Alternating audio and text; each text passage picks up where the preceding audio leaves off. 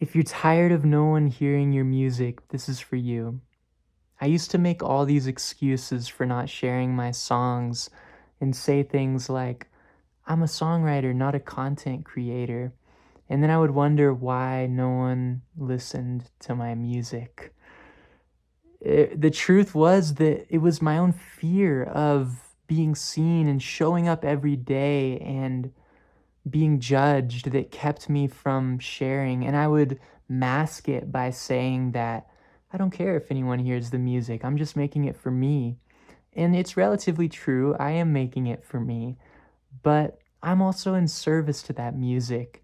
And if I'm in service to it, then it's my responsibility to share it with the world. And I can't let my smallness get in the way. If you're watching this, thank you. I'm Kalen DeJulio.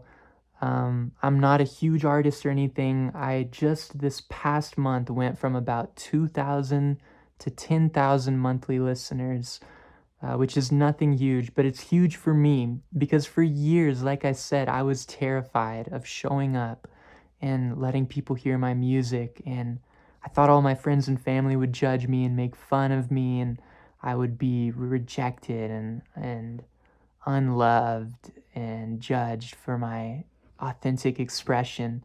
And that fear is still there. The truth is, it doesn't go away, but I've gotten more and more comfortable with sharing in the presence of that fear, which is what this is, by the way. I'm doing a 30-day challenge for myself where I have to show up every day and create a piece of content. So for this video, I'm hoping to express some of these limiting beliefs that kept me from sharing and maybe reframe them in a way that's empowering for you. I hope you take what's helpful and discard the rest. So the first limiting belief that continuously came up was that piece around content. And I'd like to reframe it by thinking about the Beatles. These guys were going around from bars to clubs and getting beer bottles thrown at them, and they had to grow through word of mouth, which is nuts. This is true work. These guys were working. All we have to do is show up, record a little video on our phone, and share it from the comfort of our own home. No beer bottles thrown or anything. So I'd like to reframe it, and rather than thinking that we have to be creating content, we get to create content. We get to share our music this way. And a big thing that happened for me was I had to realize that I didn't know the skill of promoting my music and sharing it. And I had to humble myself to that and say, listen, I don't know. So I'm going to start trying some stuff and see what works.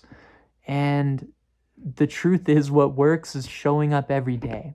Because by showing up every day, you do enough to start to see what works. In the beginning, you just don't know. What you think is a quality video probably won't resonate.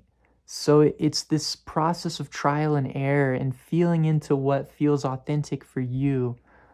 And so I offer you to look at it that way and look at it as you're in service to this music, and anybody who's meant to hear it will resonate with the resonance in you that you created it from.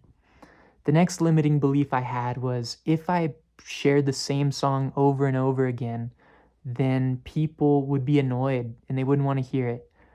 The truth is that the people that love it will watch it again, and the people that don't, they didn't watch it the first time, so maybe they'll watch it the second time. New people hear it each time, and the people that love it watch it again. They're happy to hear it again. And I think our attention spans are so short on social media that you could share a song a few times a week and some people wouldn't even remember it, even if they saw it the first time. So post more. The truth is nobody knows you exist. So post more until they do. The third limiting belief I had was that my friends and family would judge me for sharing my music. And, this kept me paralyzed for years. Specifically on Instagram, I felt less safe to share there than I did on TikTok, which is interesting. I felt less safe because it was my friends and family there, people that knew me or thought they knew me, people that had an idea of me in their mind. What was the liberating moment for me was realizing that there were one or two kids in specific from my high school. I grew up in a small Texas town. So there were like these cowboys that went to school with me, and it was them that I was worried about judging me for my music, which when I pointed it out and I envisioned their face, it's like, what? I'm really giving my power away to that guy?